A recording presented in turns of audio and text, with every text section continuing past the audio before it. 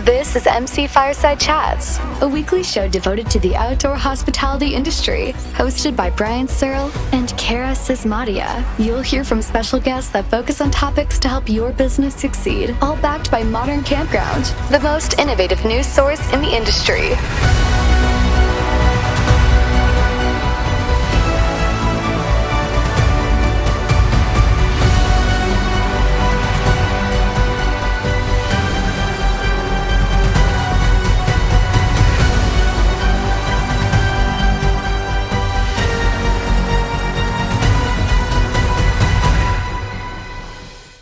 Everybody to another episode of MC Fireside Chats. My name is Brian Searl with Insider Perks. I'm sitting. I always mess up something at the beginning of the show. It never fails. Sitting at the National ARVIC Outdoor Hospitality Conference and Expo in Orlando, Florida, where we're all about to maybe survive or not a hurricane that is currently coming over us. The airport's closed. Nobody knows if they're going to get out of here. KOA doesn't know if they're going to get in next week for their show. But we are safe here in front of a beautiful Tent Masters setup here. That is part of the expo that opens tonight at 6 o'clock. That's why you hear forklifts behind us, because they've kind of let us sneak in here under the radar. With me, I've got Zach from Clockwork and Connor from Sage Outdoor Hospitality. Guys, do you want to briefly introduce yourselves? And first time on the recurring show, right? Connor Schwab, head of outdoor hospitality at Sage Outdoors. We help launching and expanding glamping and RV businesses throughout North America. Can you guys hear him okay with a mic between them? Or good? Yep. Okay, cool. Zach? Yep. I'm Zach Stoltenberg. I'm with Clockwork, architecture and design. I lead our outdoor hospitality studio.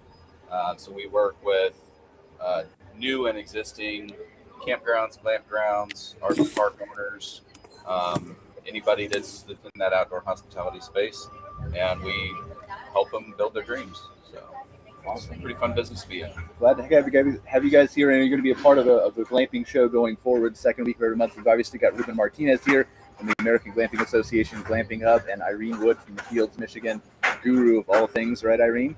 Maybe guru of nothing. That's how that works. Anything? What's new on your end before we talk about? I guess I should thank our sponsor for the show today, is Horizon Outdoor Hospitality. Before I forget that, they're a new sponsor of the glamping show, so super excited to welcome them. But Ruben, Irene, anything else going on in your world before we dive into a little bit about what's happening here too? Irene, Ruben, I'll let you go first. No, how'd the season end up? I know nobody was counting down the days, but how did everything wrap up?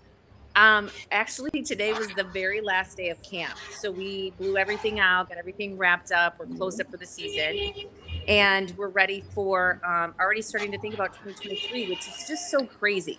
Right? When you think about it. By the way, and I know, Connor, you just leaned in. Thank you for that report that you guys just put out, that glamping report. Our pleasure. Our pleasure, yeah. Really good read. Lots of good information. We're using it right now as we're thinking about what's next for the field. So I appreciate it. Yeah, and we're actually hoping to launch a more investor-focused report either at the end of the year or kind of early in 2023. That's a little bit more focused towards owners, operators, and investors. That'll be a little bit more heavy in rates, occupancy, revenue, unit types, operating season, things like that. So keep an eye out. Will you be partnering with KOA with that too, or independent? Or I think so, and probably Air DNA as well. Okay. So the glamping report that was released at the glamping show was really focused on the end user, the camper, the consumer. Yep. And so we want to release one that's a little bit more focused for the owners and the operators who are making strategic decisions for their business. Okay, awesome. So I don't know if anybody knows who's watching the show, but KOA's show is next week. So Connor had partnered with them on the initial glamping report that they released during Ruben's glamping show there, which was a couple weeks ago. Everybody still talks about it, Ruben, all the great networking that happened there, just tons of people and just the ability for them to kind of connect with people all over the world. So just hear nonstop great things about it. So thank you again for putting that. Obviously David and lots of other people worked on it, right? But absolutely, yeah. I've got the easy job. I can just go around and talk to people, and people work a lot harder than I do to make sure everything gets where it needs to be. So I've got the looking.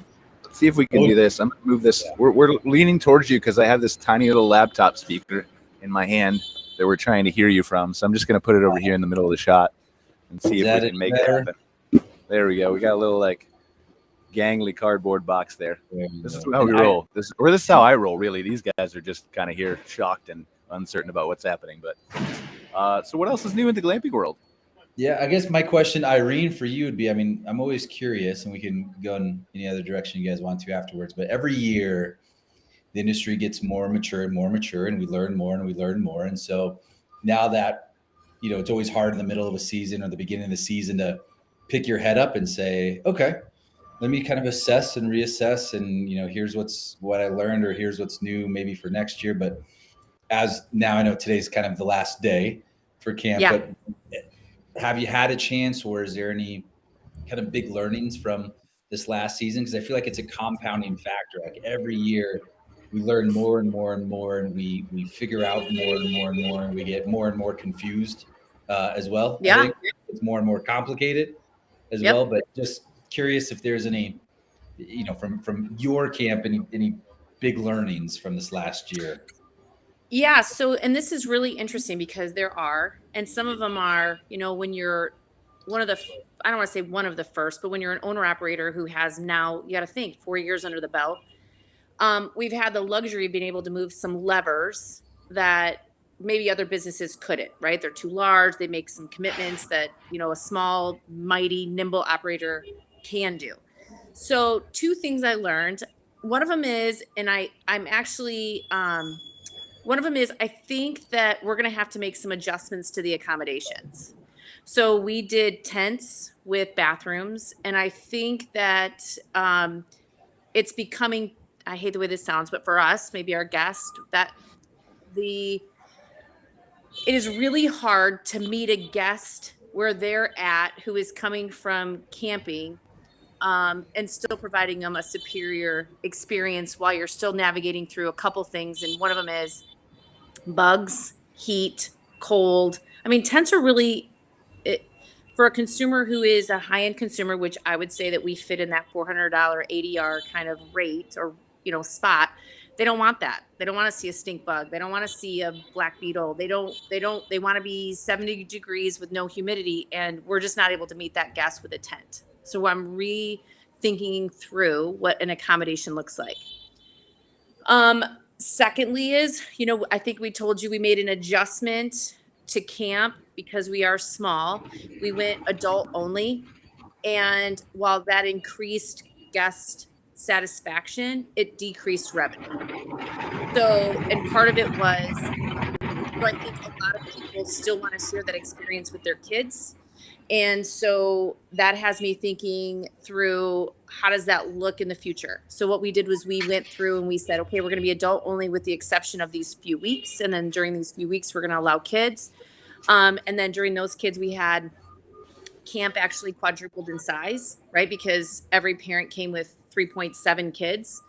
And, you know, revenue was increased during that time because you have extra head count and they're spending more money on food and beverage. But then we returned back to our adult only while our adults loved it. And like I mentioned, customer satisfaction was incredibly high. What we learned was we took a hit in revenue that I was like, damn it. Not that I didn't know. I mean, we knew that that was going to kind of be the case, but how much was it going to be the case? And, you know, when I look back through, Connor, your glamping report, when you do see majority of people want to camp with their kids. So it's in line with some of the data that I saw in your report as well. Now, it won't change what we do. We're going to still continue with that model. I think it's just because, again, our camp, this particular one is small. You know, we only have 20 units. But I think those were the 2 learning. Accommodations we need to make some adjustments on accommodations to meet the customer.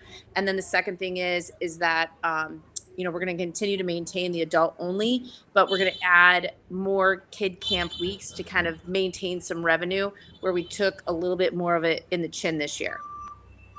I just want to be clear. We're not laughing at you or anything you're saying, Irene. We're laughing because No, this expo hall is massive, and literally every person with a forklift and trash can is walking by our aisle during the live show. It's fine.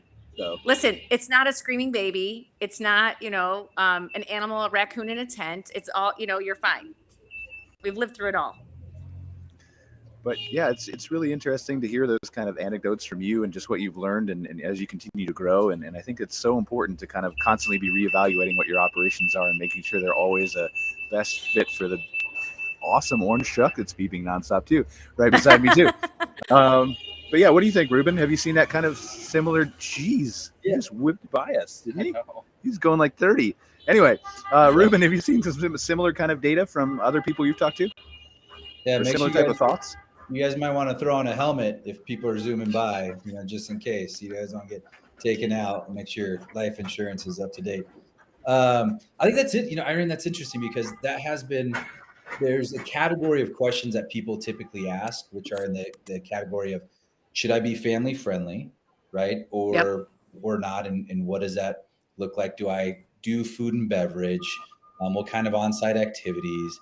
And there's always these front end questions of, you can't have your cake and eat it too in certain ways, right? You've got to figure out a strategy that's going to be in line with the theme and execution that you want to carry out and do that. Because as soon as you try and be everything, your brand almost becomes nothing, right? And that's tough. There's some great purchasing power with families, but there's also, certain things that when there's a bunch of kids running around, what does that do for the person who pays, that extra amount per night, and I think there has been, will continue to be this tug of war between this kind of mid-level tier decisions of, do I offer this or do I not offer this? Do I offer this? Do I have Wi-Fi or no Wi-Fi? Like, what does that do to the experience? And, fortunately or unfortunately, there really isn't a perfect answer for it. It's like whatever's going to work well for you and stick with it. And then, just be comfortable with what that means for your brand, because, that's interesting. Like, nobody else can answer that but you, right? And it's great that you've figured out like what's going to work for you and then stick with it. Because no matter what, if you go out and all right, now we're going to do family friendly, then like, oh man, I wish we would have stuck. It's almost like you're always missing the other side of it, and the grass is always a little bit greener, and you just can't always be everything. You have to choose and make some hard choices along the line. So you said you're going to basically stick with the same model next year. Yeah, it was really interesting, and I'll just kind of share. So, when you look at the room rates, you do take, like everybody knows, when you have to bring in cots and extra bedding, you get a little bit of bump on revenue. So that revenue was lost. And then but what we did see was the spend per guest was actually higher by about 50%. So where we made an adjustment on rooms, maybe maybe occupancy wasn't as high or revenue wasn't as high because you didn't have the extra kid fee or extra person fee, we were able to make it up mostly in spend per guest with things like, obviously, Connor and Brian, I don't know if you guys know, but at the Fields we have a spa on site, we have a food truck, we have a sommelier on staff, so we have yogis every morning. So we kind of we target, I don't want to say the yuppie because that's not the right word, but just somebody who's left the city and they're coming in for 2, maybe 3 days, and they want everything to be curated. They do not leave site. So if we can pull every penny out of them while they're on site, then that's our goal. So, last year we had about a 35% per room rate expenditure. Now we're floating in the 45 to 50%. They're consuming all the things that we can possibly throw at them. Sailing, bike riding, wine tasting, cocktail class, farm to table dinner, all the things that are on site, which is great. We just got to kind of continue to find where that still meeting the needs of guests who have kids and they want to bring their kids and have that exact same experience with them, and preserving it for what we believe to be as an adult only spot. We're going to stay in this adult only lane. That's us. I've got a question for you.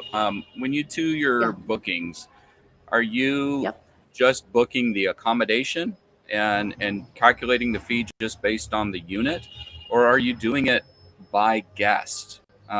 We were in a really interesting session here yesterday, and they talked about that exact issue, especially with families and kids. And they said,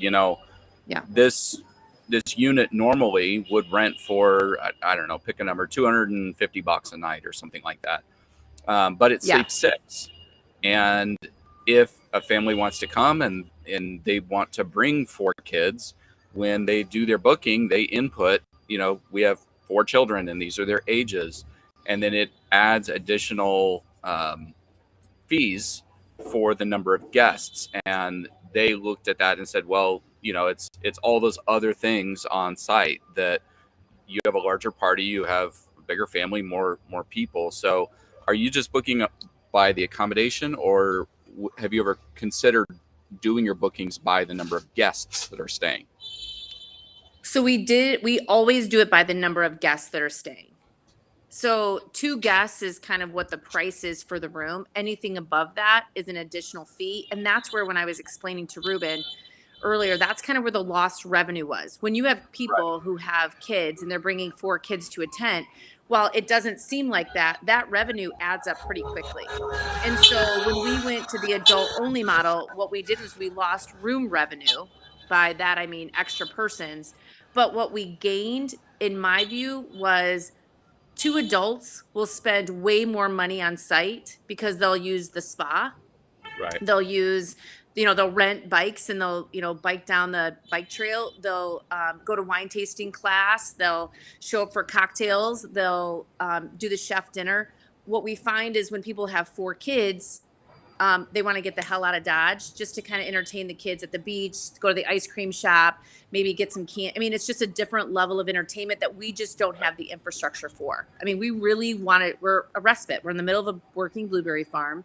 We have, we tried to keep it simple, like simply sweet, right? Just everything that was on site was purposeful without feeling like we had overtaken the land. And so that's one of the kind of, when we were talking about what were the levers that we moved 2 this year.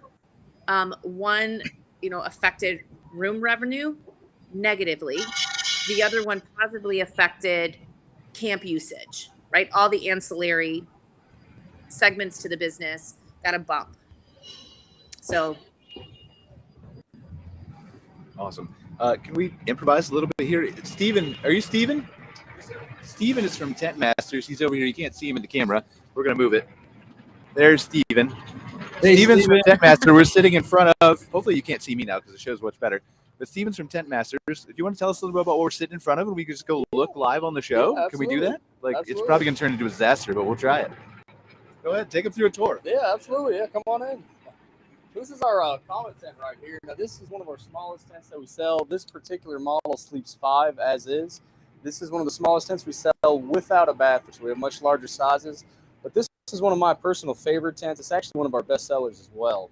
But this one is 224 square feet, and if you step inside here, one thing you'll notice is that it doesn't look like 224 square feet. You actually have quite a bit of room here. We have what we call a triple bed over here, which is a full and a single on top, and then a queen bed in here. But if you pair this with a communal bathhouse, you have a nice affordable tent for $14,000 or $24,000 fully equipped that you can really utilize a communal bathhouse and get a good family of 5 in here, and really it's limitless with the possibilities that you have.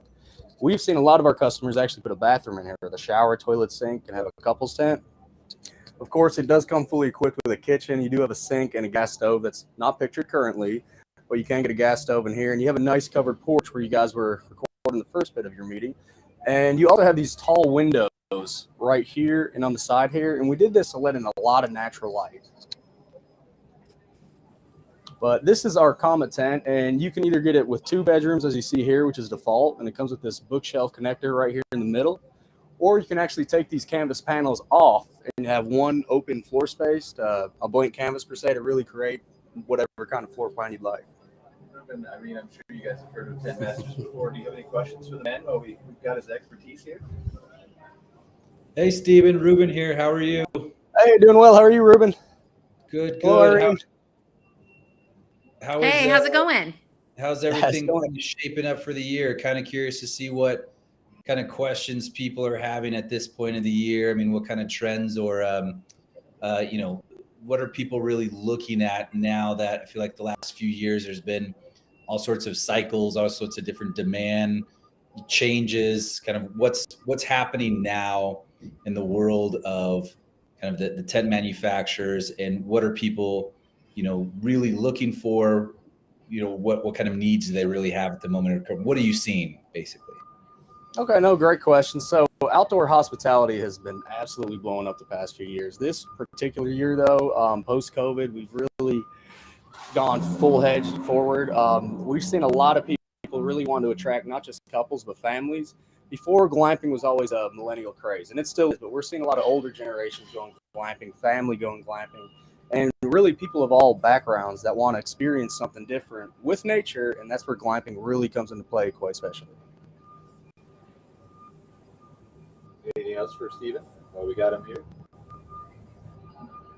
I guess, Steve, what do you say to people? I mean, something we were talking about earlier is, tents have a certain life cycle, right? There's only so long that they can actually really last. There's more and more quality now than there is ever. There's more and more solutions to, winter climates. But are you still seeing kind of this division of people having to choose more permanent structures versus kind of tent structures, or how are people thinking about the life cycle of tents versus the cost of tents versus life cycle of more cabin park models versus life cycle? No, that's a great question. It's one that I really like being asked because a lot of people, they think tents last a few years, sometimes more, and a lot of times they'd be right. Now, our tents, I love to emphasize, they're temporary, non-permanent structures. They're just tents. However, we started in 2009, our manufacturer did. We're in 54 countries worldwide, and we're going on 13 years now in operation in many locations. So while our tents may be classified as a temporary, non-permanent structure, we're going 13 years strong, and we expect to see 15, 20 plus years with a lot of our tents. So from a traditional cabin standpoint, they still may have us beat in terms of longevity. They've been around for 40, 50, 60 years in some parks and still going. But, I mean, these tents are not something you're going to put up but have to take down or replace in a few years. I mean, you're going to get a really good long life cycle, one that's still yet to be determined for us.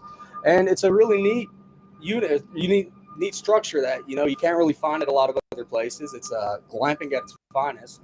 And there's just something really special about experiencing a tent and staying in it while still having all the amenities that you would in a hotel. Steven, you hit a couple really good points there.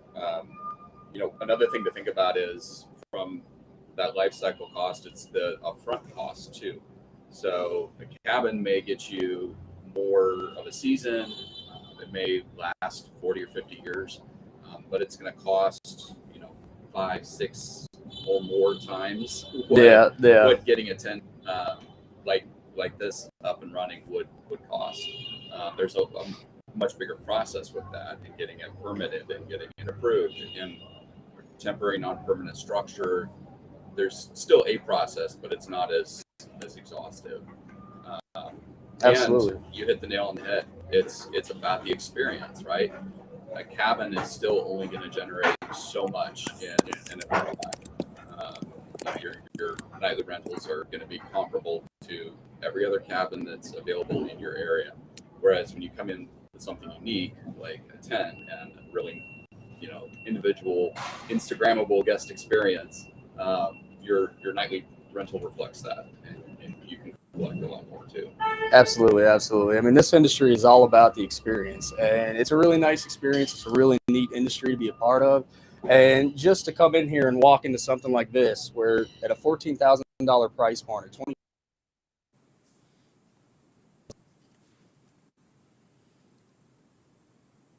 all in.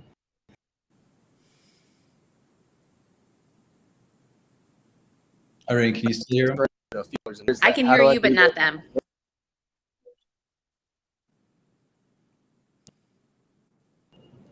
I'm sorry, say that again. Did we lose you for a second? Oh, you guys are back now. We lost you there for a minute. You can't hear us? Yeah, now I can. Oh, you got us back now?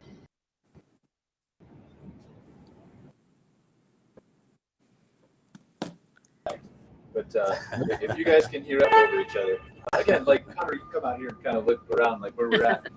We're kind of in the middle of the expo hall here. Are the Outdoor Hospitality Conference Expo. So they're driving forklifts around. Truck that just asked us there. So it's kind of a big put together little thing. We were just trying to get in front of it and stuff. So just super excited to be here, but we're gonna have to connect and stuff like that. So you guys can't still hear us. Oh, there we go. Irene said if you stay out of the tent, service is better. So, okay.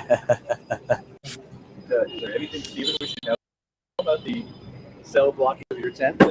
It's news to me. I know these tents do great in just about any kind of weather environments. You can leave this unit up year round, even in climates such as Maine, New York, Minnesota, even Nova Scotia, Canada.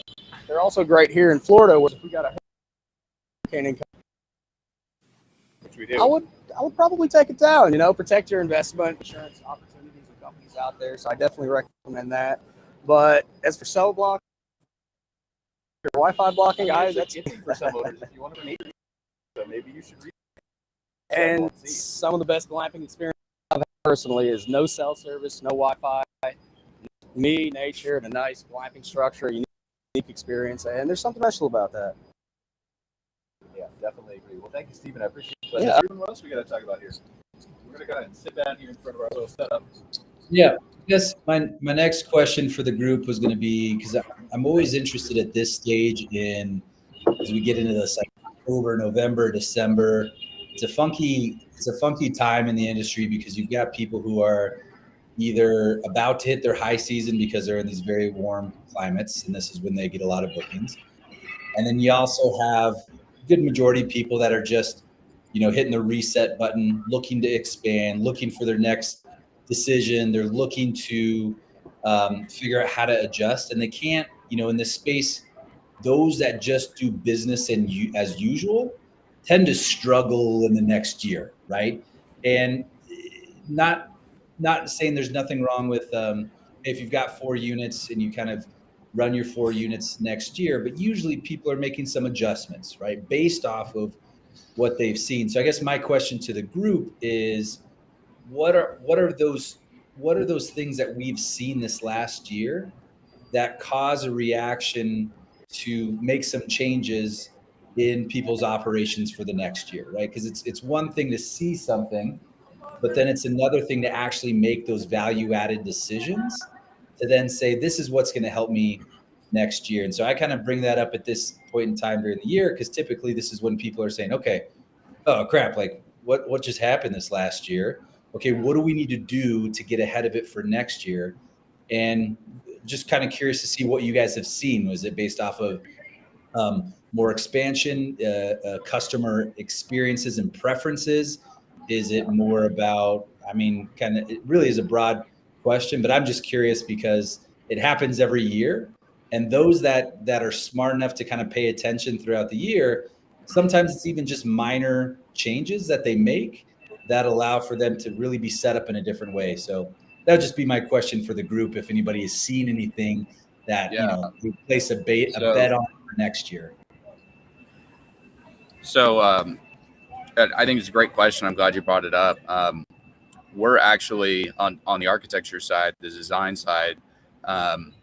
We've had clients that opened this year, that this was their first season in business. And we knew with, their limited budget, that they weren't going to be able to do everything up front.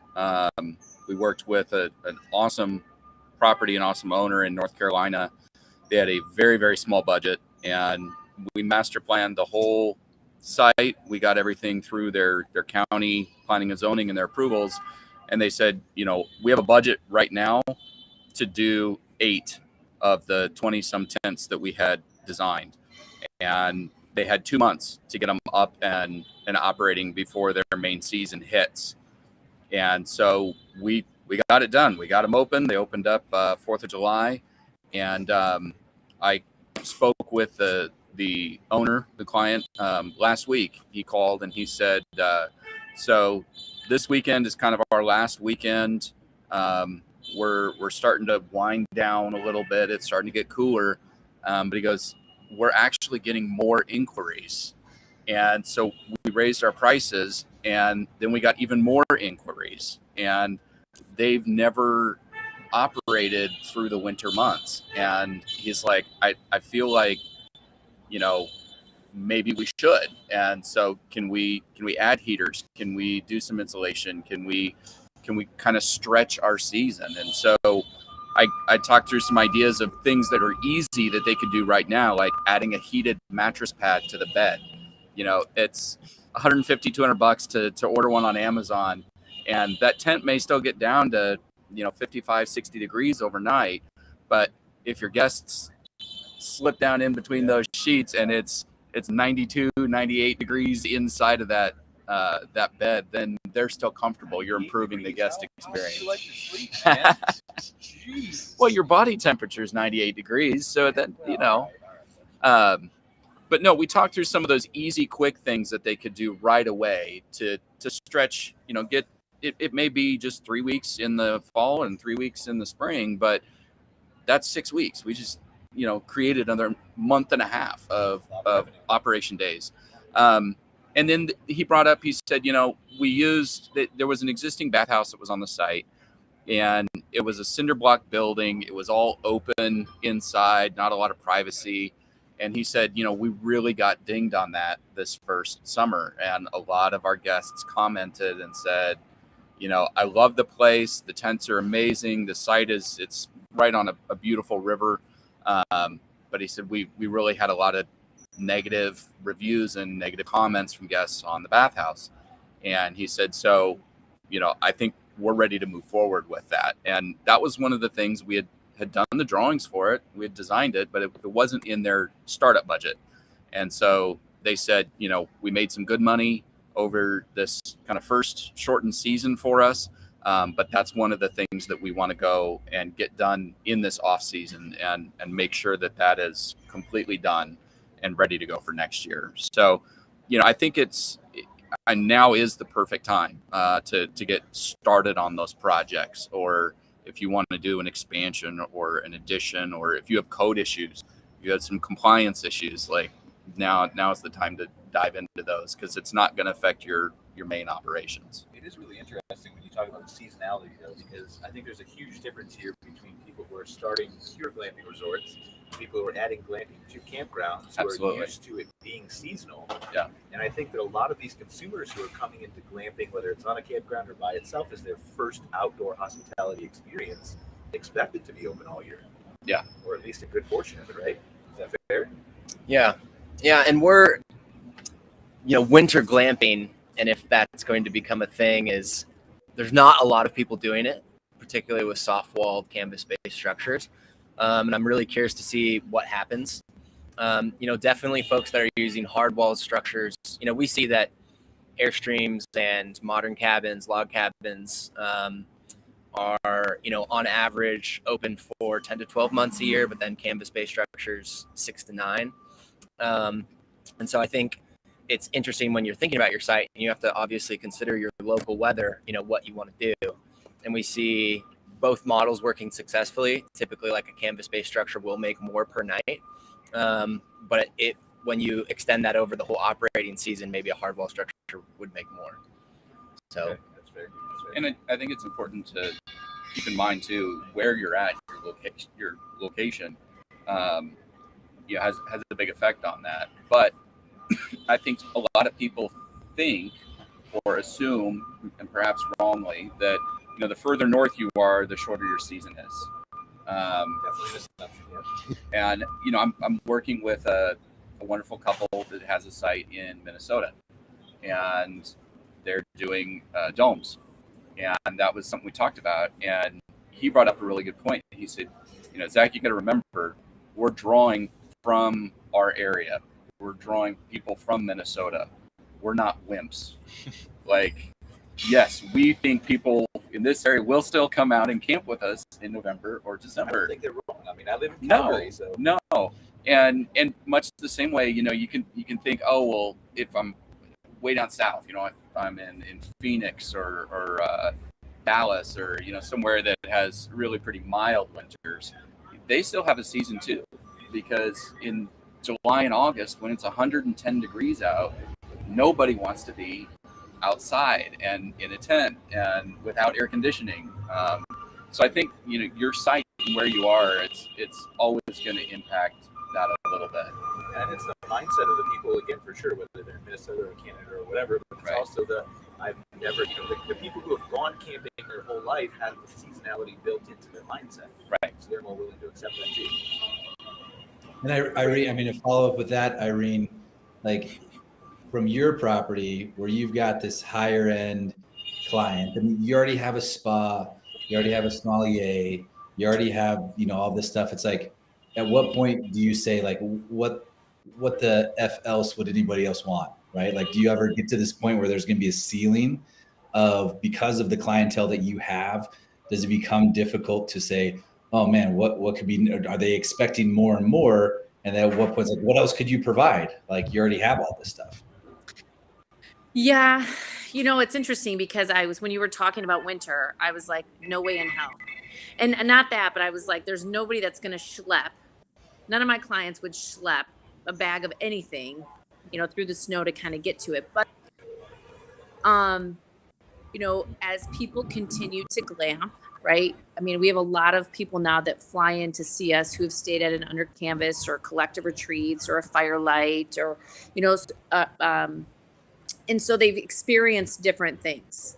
And so I think that one of the things that we always and continuously have to do is maybe there are some staples that never shift, right? It's like why you always go to certain places because you know that this is always going to be on the menu, or that, like your grocery store, like the back of your hand. We have guests now that are going to be in our 5th year in a row, right? So, but I think what we're able to do is mix up the experience by leveling up or using the space uniquely. So, with 30 acres, there are lots of little nooks and crannies that you can continue to recreate magic. So maybe, each year, we have this, like next year, one of the buildings that we had that we were using as private dining space, we're actually converting to a speakeasy. And so it's constantly reusing your space in a very unexpected way so that a guest will continue to spend their money on the ancillary things. So it's readjusting, reusing, reinvigorating. We were going to put in we have a cement slab that we use for a wedding. Paddle is it pickleball? Pickleball is becoming the hottest craze. We're converting that cement slab that's used for weddings into a pickleball court. And then we're like, okay, well, how do we amp that up? All right, well, we're going to do a little hut and a lemonade stand, but it's really going to be spiked lemonade, right? Because pickleball is known to be so it's the constant thought to how do we continue to maximize the space and stay true to the trends that the life cycle of trends that all of our guests who are consumers are doing, because that's what they want. We're all consumers. We want something new and awesome and different and exciting, but why do we still keep going back to the same thing? Because they're doing it too. So, yes, I think about it all the time. I'm already like ordering vinyl records for the speakeasy. We're changing out the front door to it so it looks a little bit more. We're getting a neon light, that kind of flickers. But we're doing all that stuff, right? And so that's the fun part of the off season. It's not revamping, enhancing the guest experience to meet the guest exactly where they're at. Definitely amazing that, the analysis is so super critical. Like, I'm really glad that you're here, Irene, to kind of talk us through that and the mindset from your perspective as an owner. Well, it's like engineering. I mean, does everybody talk about it? And I know that, when people are advisors or chatting about something, they're chatting about something in a way that has them. Are they frozen again? I think so, but keep going. Yeah, but, like engineers, it's really easy to kind of sit back and kind of say, this is what it's supposed to look like. But then it's the actual, when you start to build it or you're starting to operate it, you have to do different things. You have to respond to what your guests are. And oftentimes your guests sometimes aren't exactly who you are. So Right. that's the actual fun in the challenge. I love it. Yeah, and I think that's like the bigger point too. And be curious to see what you guys think about this, where you look at the history of glamping, therefore looking at the future of glamping, and consolidation in the space hasn't happened yet, right?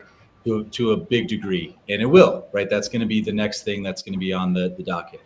But 10 years ago, there wasn't as many options, so you would just pick a place to go to and be like, great, it's got a tent, looks good, fantastic, right? Now, there's competition. There's great operators all over the place. Mm-hmm. And it's no longer good enough to just put up a tent and operate. It's no longer good enough to just kind of copy maybe what somebody else did, copy their playbook. You got to have all these different things because the user taste has changed, right? They got a taste of, man, I really like this glamping thing. Like, what else is out there? and they don't always want to do the same thing. I think there's comfort to kind of like the 4 seasons of glamping of, hey, I know what it is. I know what it isn't. I'm great. Awesome. But I think the growth in the industry will always be people searching for those new experiences. The winter glamping, yeah, I think there is people who are going to go do that. People who want, to come to the same property, want something different. The reality is that you need to now more than ever set yourself apart, or else you're going to fall behind, because you no longer are just a big fish in a small pond. Now there's a really big pond and a lot of fish. And so you just got to be, really differentiate yourself, which is just the natural progression of this industry. It has to happen. So you need the pool, you need the activities, you need the pickleball, you need, to be open year round. That's how people are, fortunately or unfortunately going to compete moving forward, because if you're not, somebody else is thinking about those things. I think Irene brought up something that was a really good point too. And that's, meeting your guests where they are, always keeping in mind that we are not selling an accommodation, we're selling an experience. And hearing you talk, Irene, about some of those things that you're doing, some of those pivots and changes and kind of being, flexible with some of your space. I think that demonstrates, you're really tuned in to your guests and the experience that you're delivering to your guest, and that's speaks to a lot of wisdom on your part, and that's what makes good operators great operators. And I think keeping in mind that it's guest experience should be what drives everything that we do, every one of those decisions that gets made. So I thought that was just great, and I really enjoyed you telling us about it. Yeah, I totally agree. And Irene, earlier you were talking about, making the tough switch from being open to families versus going with couples. And that might have in some categories been a hit on revenue this season. But I think for next year, what you see when you make those tough choices and really define your customer and your experience is, whereas before you might have had couples and families coming to your site, and they would have an experience that might have been a 4 out of 5 because, catering to one doesn't necessarily cater to the other. So all of your customers might be getting more of a 4 out of 5 experience. But moving forward, now that the entire experience is dedicated to one customer, you can really knock the socks off of all of them. And now they're having these 5 out of 5 experience. And then that's where the organic growth and the repeat customers come in, where they're going to book again next year. And then they're going to start bragging about it to their friends and tell them, oh, you've got to go to this place. It's an amazing getaway. They've got all these fantastic experiences and amenities. So, and no kids. Yeah, and no pesky kids. And so I expect, making those tough decisions and really having an incredible experience is going to pay off for you. In the long run. Yeah, in the future seasons. So, well done. Just one other thing I want to add to anybody that might be listening as they're kind of thinking through. And I remember maybe it's the ability to have the privilege of perspective, but one of the things that we did originally when we first started the fields was we never went on a third-party booking platform. We didn't go on a Travelocity. We didn't go on an Expedia. And partly was a conscientious decision to ensure that our branding and marketing strategy reached the guest that was choosing us based on the experience versus based on a cost, right? So they weren't typing in Expedia, because I feel like the Expedia user is looking for the best value, right? They're looking for the cheapest value or the cheapest cost in a region. And one of the things that it did was, now it's always been 100% of our bookings are direct bookings, but it really found our guest identity. It made it very clear exactly who we were servicing, and it makes the decision making very easy because we don't have people choosing on price while at the same time somebody choosing on experience, which oftentimes are two different people. And so it's made it easier to make decisions or move levers and be able to see an outcome versus having a diversified portfolio of people who are like, I'm traveling to South Haven. The field has a coupon to them and they show up and they're miserable because they're camping. So, for anybody that's listening, that was a conscientious choice for us to make sure that we grabbed the right guest. Now, some other people might not be able to do it because they need to fill, every single tent or accommodation that they have, but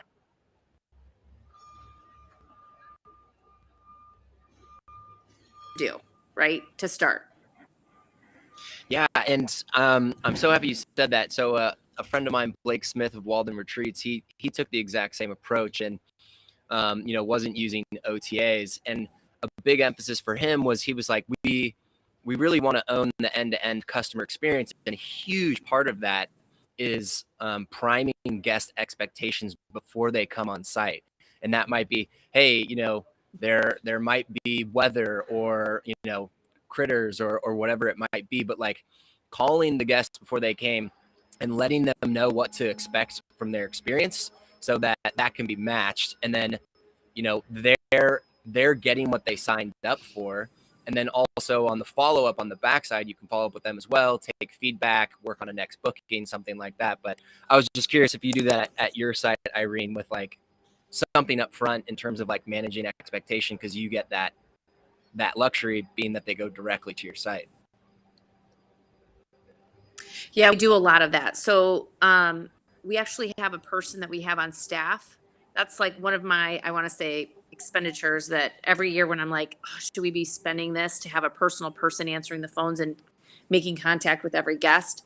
But the reality is the answer is yes. She pays for herself, tenfold, because she not only does the initial contact. So our booking platform allows us to do some 3 pre-arrival emails. They'll have like their packing list, what to expect, what's going to happen the week of their stay. Then our concierge reached out directly to every single person, makes notes so I can read in the notes if they were able to make contact with them via email or phone, and then all the guest notes that are in there. Are they celebrating their 5th anniversary? Is it their 40th birthday? Their dog's name is Bo. All of those things that you would expect. And then afterwards, we actually follow up with every single guest with a postcard. So we're a very high touch organization. It was the only way that I was ever going to do this business. I do it because I'm absolutely crazy about hospitality and the guest experience. Most people know I don't love the outdoors that much. I'm actually a recovering camper. I have 5 brothers and a Boy Scout in the house. So my version of camping was very not what I do for guests. But the reality is that I am absolutely obsessed by making sure that every guest is wowed in the way that South Haven, Michigan can. And so those are the ways that we do it. Probably very similar to your buddy. Well, and all of that goes into part of the experience, right? I mean, we've talked to, some of the glamping resorts that we do. We've had conversations about building custom reservation systems with WooCommerce where you can control the whole experience instead of having a cookie cutter approach that you can get from. Like a lot of these big reservation systems are fantastic. But if you're really going niche and really going after the experience, and you really want to customize every aspect of it, then these can be built as part of e-commerce platforms that feed into CRMs that collect the data that Irene was talking about, that email people happy birthday when they're actually having automatically, right, without you even thinking about it. And those kinds of things, just again, one more way that they're going to remember you, come back to you because you were special to everybody else. You brought up a really good point. I actually sat in a training session yesterday with the folks from New Book, and they were talking about some of the features that they have in their software. And absolutely, all those things can be triggered automatically, and they do, a 48-hour before email and a 24-hour before and a day of, check-in, like that constant communication back with those guests. They have it triggered even to where when they check out, a follow-up email gets sent and says, hey, we just want to make sure, everything was perfect for your stay. And if it wasn't, please tell us, what can we improve? What can we do better? So there's certain our booking platforms that already have that integrated that will do that all. You can custom, tailor your message and what you want to say. But you don't have to have one of those big expensive platforms either. It may be, like Irene mentioned, it may be a person, it may be staff that really focuses on that and, does that. Yeah, it all depends on what you need. I mean, for most people, I think the new books, the camp spots, everybody else is going to work for them. Yeah. But in some cases, if you really want to go that extra mile and you've cleaned up everything else, then there are ways to do it with technology that are pretty amazing. Yeah, and I think the biggest kind of concept there too, which I don't think is, we talk about it a little bit because of how important it is, but it's also very simple and straightforward. And what we're talking about here is really being very, very clear with expectations, right? Because I can't tell you the amount of times that we've seen it over the year where, and Irene, you've talked about this too at your camp, where people freak out. It's like, there was a bug, there was a spider in the tent, or I'm leaving, there was a snake. It's like, yeah, no shit, you're in Mother Nature. Like, what did you think was going to happen? But like, at the same, like this is at the same time, for you guys. Don't let your kids get into this. As glamping becomes this gateway to the outdoors, just a lot of people haven't had that experience before, right? And being overly transparent with, here's what this is like. If there is no Wi-Fi, you let people know that. If the bathrooms are subpar, you let people know that. Whatever it happens to be, because sometimes people try and hide that because they're like, oh, this isn't the best part about my property, so I don't want to have photos of, maybe this side. Like, the more transparent that you are, people walk in and say, okay, this is what I expected. When people show up, and even if they expected there to be Wi-Fi, and you didn't advertise there was or wasn't or whatever it was, and there isn't Wi-Fi, they lose it, right? And they say, well, it doesn't matter where they are, the beautiful scenery or the accommodation. They just get triggered by these small things that were expected to be there and weren't there. And so it is the job, and it's a hard job, to be overly transparent of, here's exactly what it is. Here's what it is. Because for many people, this is already so much out of their comfort zone, right? They're going out into a remote place. So you're suggesting, Ruben, just to be clear from the American Glamping Association, if there's a snake in your tent, you should let your guests know that there's a snake in the tent, right? You should have that's part of the experiences. You can just have a snake infested tent, and you can actually charge more for it. Yeah. So, there are probably people, there are probably fan clubs who It's Instagrammable. For sure. Definitely. Yeah, exactly. Selfie with the snake. Yeah, you charge more Ruben, for a rattlesnake. You bring up a really good point with that, though, and I think it goes back to that guest experience component. And one of the things that I like to say and that I talk with our clients about, there's one thing that's common sort of throughout the glamping and outdoor hospitality industry as a way that creates a positive guest experience, and that is authenticity. When we look at the markets, when we look at the demographics, the people that are really making up more than half of the guests in glamping and camping today, they're mostly from the millennial and Gen Z kind of generations. Those are the age groups that are funding the industry right now. And I can say this because I are one. Millennials have grown up, with technology. We can smell bullshit a mile away, and finding really good, true, authentic experiences are rare. And so I think, being open, honest, transparent about it, it's giving the guests that authentic experience of, yes, this is exactly what I expected, and I feel like I'm getting a good value, and that this is something that I enjoyed and something I want to come back and do again. So basically, we did this whole show wrong because we didn't prepare them for the noise and the everything else. So okay, I got you. We're showing them the good side, the beautiful tent master's tent. I think it's really interesting because it's very easy as I was listening to you all, I kept thinking, I run the fields, I have 20 tents. It's really easy for me to manage the guest experience. A lot of things that we just talked about, we have a checklist that we go through when they check into their tents. And it's like, listen, if you leave cheese out on your desk, Ratatouille's going to show up. I mean, it's like all the things that you would expect. But the reality is that and Ruben, this industry is exploding as things start to get scalable. It's like, how do you replicate an operator at 10 different locations?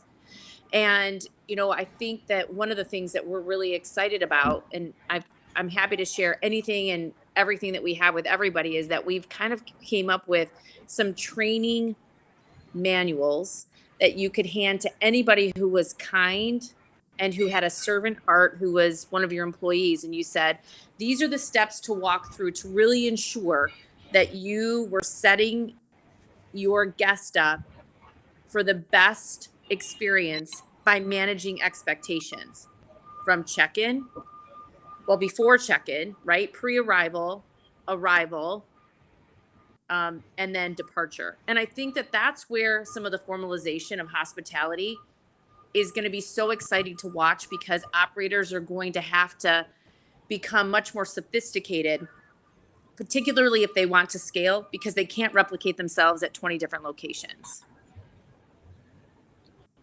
But yeah, we have this checklist, and it's literally hilarious, because somebody's like, we'll follow up with them just as you described, and we're like, hey, listen, I didn't know that there was going to be something. And then we're like, well, on this day you signed this piece of paperwork and you initialed next to X, and and we kind of make it funny. We're like, I'm sure you were so excited and to eat your s'more that you forgot to read exactly what you were signing. But, it does protect somebody from going, oh, well, they never even said anything to me. So, we're getting sophisticated. It's a lot of fun.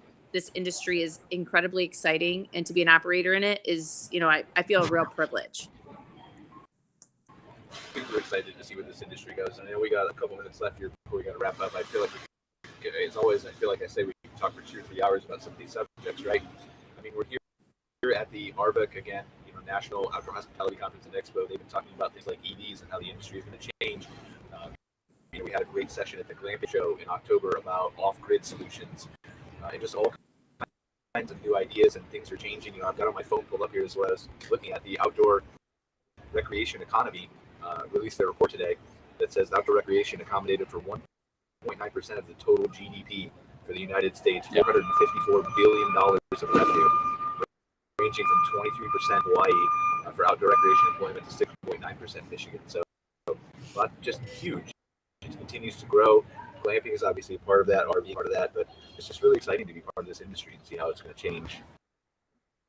We're just in the beginning. Yeah, and it's been interesting too, coming from a glamping background and kind of being at the glamping show. Everybody's very, I think, well informed and educated and following the trends in glamping, to coming to ARVIC, which is it's a great show. And it's predominantly RV and campground owners that are at this show. So these are all operators. These are all people that have run successful businesses, and they have established resorts, and they're starting to kind of wake up to that too, and going, what's this glamping thing? They were talking about that like 2 years ago, and I remember thinking, oh, well, it'll never last. And now every other campground around us has added cabins and covered wagons and tents, and we got to get with the program. So it's been really kind of cool to see the shift in the perspective here, as all these campground owners are fully embracing glamping now, and not just dipping a toe in, and not, oh, well, we'll try 1 or 2. No, they're coming in and they're putting 20 in their parks. Well, we got a couple minutes here. Any final thoughts from Ruben, Irene, Connor, Zach?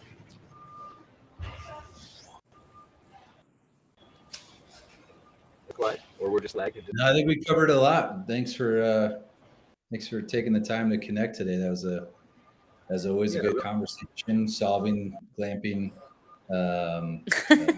theoretical issues one month at a time. So thank you, guys. We'll try to do better next month.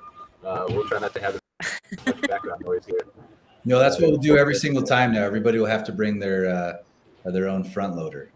If you don't have a forklift, you can't hop on the call. It might work. It would at least match people. We would set expectations, right? That's the important thing. Yeah. So there we go. We're communicating with people. So thank you, guys. I really appreciate you joining us again for another episode of MC Fireside Chats Glamping episode. Again, we're here at ARVIC's OHCE. There's so many just amazing things that are happening in this industry. We're part of all these educational sessions here at the Expo, KOA's Expo, stage work with them on the American Glamping Report, North American Glamping Report, and I'm sure they're going to cover that during their conference here in Orlando too. Hopefully everybody's safe in Orlando with this hurricane that's coming over us. And again, we will see you guys here in a month here, back with us again, Ruben and Irene, Connor and Zach. So thank you, guys. Take care. Thanks, everyone. Thanks. Stay safe. Bye, guys. Thank you.